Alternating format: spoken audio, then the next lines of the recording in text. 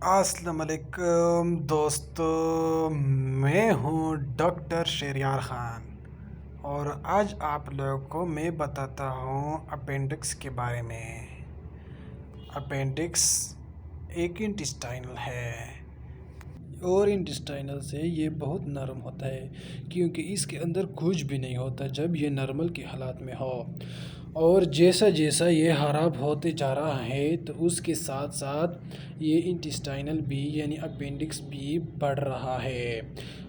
اس کا رنگ جب نارمل حالات میں ہوتا ہے تو ریڈ ہوتا ہے، پتلا سا ریڈ، اور جب یہ خراب ہونے لگتا ہے تو یہ آہستہ آہستہ بلو ہوتا جا رہا ہے۔ اچھا دوستو، اب میں اس کا کلینکل رپورٹ بتاتا ہوں۔ آپ لوگ کیسے جانو گے کہ اس بندے کا اپینڈکس ہے یا ویسے پین ہے یا کڈنی میں سٹون کی وجہ سے درد ہو رہا ہے؟ اچھا یہ دوستو، میں آپ لوگوں کو اس کی کلینکل رپورٹ بتاتا ہوں۔ جب پہلے اس کو درد ہونے لگتا ہے تو اس شخص کو یہ پتہ نہیں چلتا کہ میرے ناف میں درد ہے یا میرے اپینڈکس میں درد ہو رہا ہے،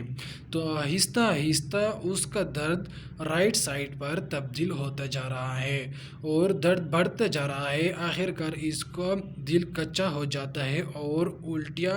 آنے لگتا ہے۔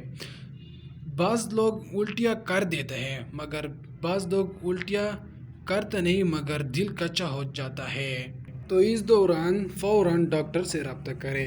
کیونکہ اگر یہ اپینڈکس ہو اور پریک ہو گیا تو بہت پرابلم ہو جاتا ہے، اور اگر بریک ہو گیا اور اس کے اور انٹسٹائنل پہ یہ گند وغیرہ آ جاتا ہے تو انٹسٹائنل کو واش کروا دیا جاتا ہے اور انسان کو بہت پرابلم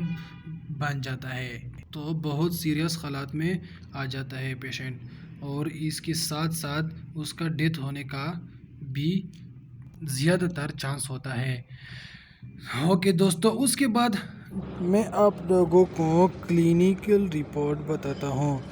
ڈاکٹر اس کو پہلے سیدھے لیٹاتا ہے۔ جب پیشنٹ لیٹ جاتا ہے اس کے بعد ڈاکٹر اس کے پیٹ پر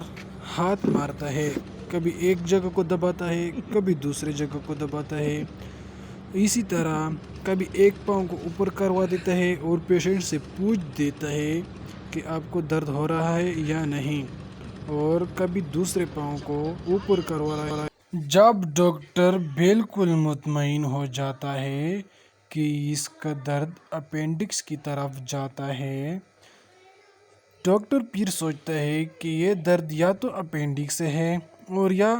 کڈنی میں یا بلیڈر میں سٹون ہے، تو اسی طرح ڈاکٹر معائنہ کروانے کے بعد پہلے یورین ٹیسٹ کروا دیتا ہے، اور جب یورین ٹیسٹ نارمل آ جاتا ہے یعنی اس میں کوئی زخم وغیرہ نہ آ جائے تو اس کے بعد ڈاکٹر QB ایکسرا کروا دیتا ہے، اور QB بھی جب نارمل آ جاتا ہے یہ ڈاکٹر کے لیے بالکل لازمی ہو جاتا ہے یہ دونوں چیزیں، اور تھرڈ ون اس کے بعد الٹرا ساؤنڈ کروا دیتا ہے، اور الٹرا ساؤنڈ میں بھی جب اپینڈکس پازیٹیو آ جاتا ہے تو پیشنٹ کو OT میں شفٹ کیا جاتا ہے یعنی آپریشن تھیٹر میں شفٹ کیا جاتا ہے۔ پہلی پیشنٹ کو کینولا لگ جاتا ہے IV، اور درد کرنے کے لیے اورین وغیرہ لگایا جاتا ہے، اس کے بعد اینٹی بائیوٹک انفیوژن یا فلیجیل وغیرہ اس کو پہلے سے دیا جاتا ہے،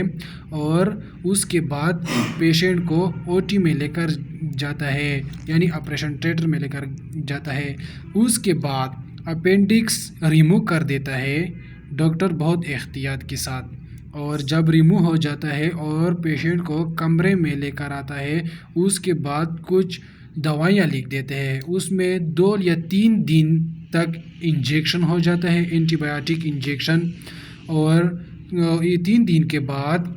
کچھ دوائیاں منہ کے دیے جاتے ہیں۔ منہ کے دوائیاں جب لکھ دیتے ہیں اس میں اینٹی بائیوٹک بھی ہوتے ہیں اور اینٹی الرجک بھی ہوتے ہیں اور کچھ چیزیں درد کے لیے ہوتے ہیں۔ اچھا دوستو، اگر ہماری ویڈیو آپ لوگوں کو پسند آئی ہو تو ہمارے چینل کو سبسکرائب کریں اور ساتھ میں بیل بٹن کو بھی دبائیے۔ والسلام۔